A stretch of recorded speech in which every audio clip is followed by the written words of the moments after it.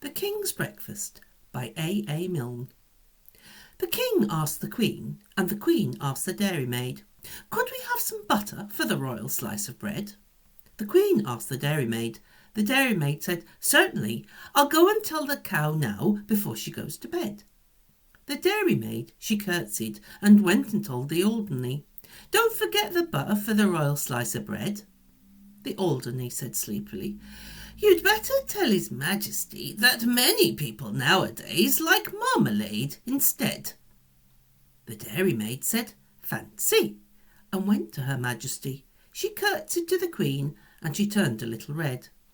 "Excuse me, Your Majesty, for taking of the liberty, but marmalade is tasty if it's very thickly spread."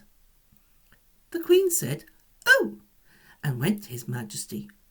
"Talking of the butter for the royal slice of bread, many people think that marmalade is nicer.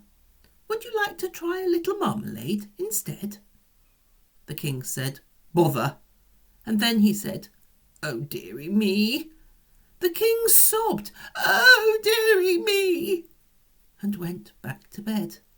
"Nobody," he whimpered, "could call me a fussy man. I only want a little bit of butter for my bread." The Queen said, "There, there," and went to the dairymaid. The dairymaid said, "There, there," and went to the shed.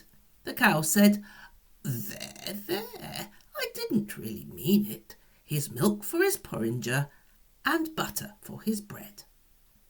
The Queen took the butter and brought it to His Majesty. The King said, "Butter, eh?" and bounced out of bed. "Nobody," he said, as he kissed her tenderly. "Nobody," he said, as he slid down the banisters. "Nobody, my darling, could call me a fussy man. But I do like a little bit of butter to my bread."